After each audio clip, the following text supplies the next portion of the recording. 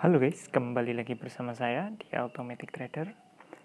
Jadi di video kali ini kita mau ngebahas tentang cara trading forex menggunakan indikator stochastic oscillator.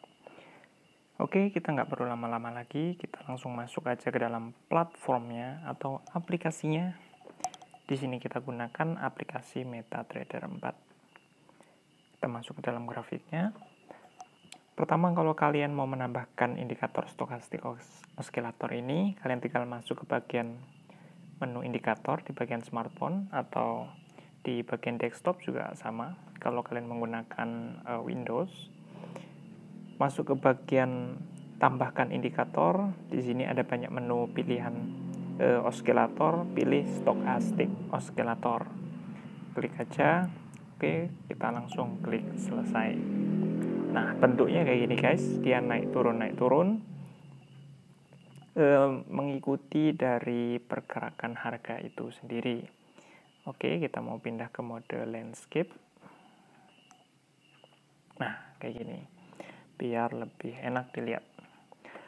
Oke guys, jadi kalau kalian ingin menggunakan stochastic oscillator sebagai indikator acuan dalam melakukan trading, entry dan exit, tentu ada beberapa cara ya. Kita di sini bukan mau ngebahas rumus stokastiknya, tapi kita mau ngebahas tentang cara entry dan exitnya menggunakan indikator stokastik oscillator ini. Cara yang pertama, tentu kita harus pahami dulu bahwa indikator stokastik oscillator ini termasuk indikator yang menunjukkan ini dia tingkat jenuh jual dan jenuh beli. Jadi logikanya adalah jika harga di sini ada levelnya, di sini ada level 80 sama level 20. Jadi logikanya adalah pada umumnya dibaca seperti ini. Jika garis stochastic oscillator ini lebih besar dari level 80 ini, maka artinya harga telah menunjukkan fase jenuh beli gitu. Jadi kemungkinan karena dia sudah jenuh beli, kemungkinan para trader akan melakukan sell atau melakukan jual sehingga harganya akan jatuh atau turun ke bawah. Selanjutnya kalau dia stokastik atau indikator stokastik oscillator ini ada di bawah level 20, maka kemungkinan dia sedang ada dalam kondisi jenuh jual. Jadi para trader sudah jenuh jual, itu sudah terlalu banyak melakukan penjualan, jadi kemungkinan mereka akan masuk dalam bentuk entry buy, jadi kemungkinan harganya bakalan naik. Kita ambil contoh misalnya kondisi sekarang seperti ini. Nah seperti ini di sini, maaf ini ketutup ya, ketutup X. Oke, dia seperti itu. Jadi kita lihat di bawah sini kondisi stokastik oscillator ini sedang memasuki fase jenuh jual. Jadi pilihan yang bagus untuk saat ini kalau kita menggunakan indikator ini adalah rencana untuk buy gitu ya. Jadi karena dia udah masuk ke dalam fase jenuh jual, kita baiknya buy gitu. Jadi caranya begitu. Untuk fase entry-nya kita tinggal menunggu. Ada beberapa cara tentu. Yang pertama adalah kita akan masuk saat ada perpotongan antara garis utama dan garis sinyalnya seperti ini. Kita ambil contoh. Nah, sini. Nah, ini. Kita bisa masuk saat misalnya terjadi perpotongan seperti ini, garis yang merah ini memotong ke bawah dari garis yang hijau gitu, atau gampangnya garis yang hijau memotong bergerak ke atas di atas garis yang merah gitu ya, kita melakukan entry buy. Sedangkan sebaliknya kalau yang hijau ini memotong ke bawah ke garis yang merah, kita melakukan entry sell. Itu salah satu poin kalau kita melakukan transaksi menggunakan indikator ini. Seperti kondisi sekarang, misalnya kita akan melakukan dengan cara teknik yang kedua, yaitu teknik jenuh jual dan jenuh beli tadi. Jadi kalau asalkan garis indikator stokastik oskilator ini telah melewati dari level 80, telah masuki fase jenuh beli, kita melakukan entry sell di sini, berarti tadi di sekitar sini. Dan saat indikator ini jatuh di bawah level 20, kita melakukan buy gitu ya. Jadi dia kurang lebihnya seperti itu. Jadi poin utama dari indikator ini adalah mengukur tingkat kejenuhan gitu ya. Kejenuhan para trader dalam melakukan buy atau sell gitu.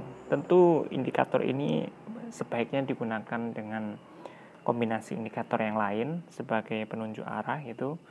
Jadi agar kita bisa trading searah dengan tren.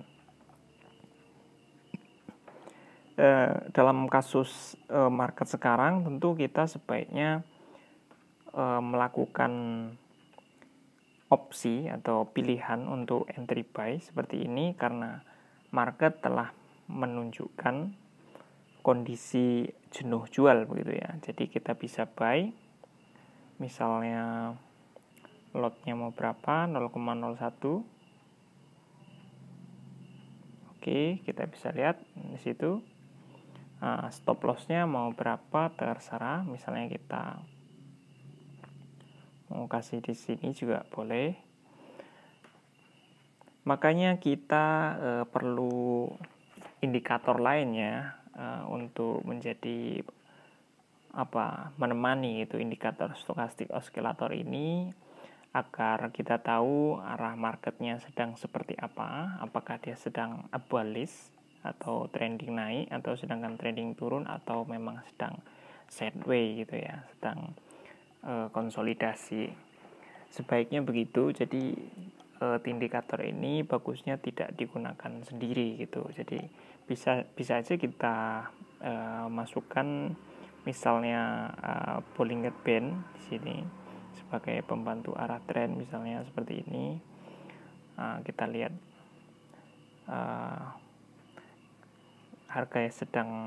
trennya sedang mulai naik gitu ya. Atau alat bantu yang lain misalnya yang sudah kita bahas adalah moving average ini, misalnya kita masukkan 100. Nah, pergerakan harga telah ada di atas moving average, artinya kemungkinan dari trennya adalah naik gitu ya. Jadi kurang lebih begitu guys, untuk menggunakan indikator stokastik oskilator ini.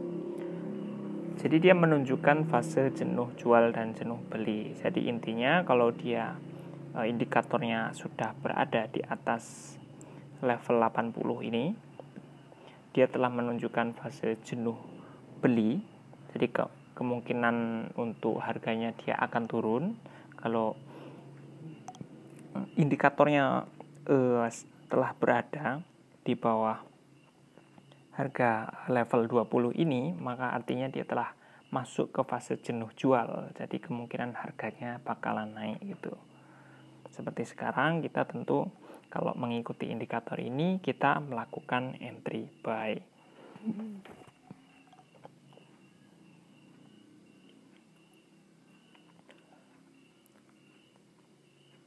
Iya.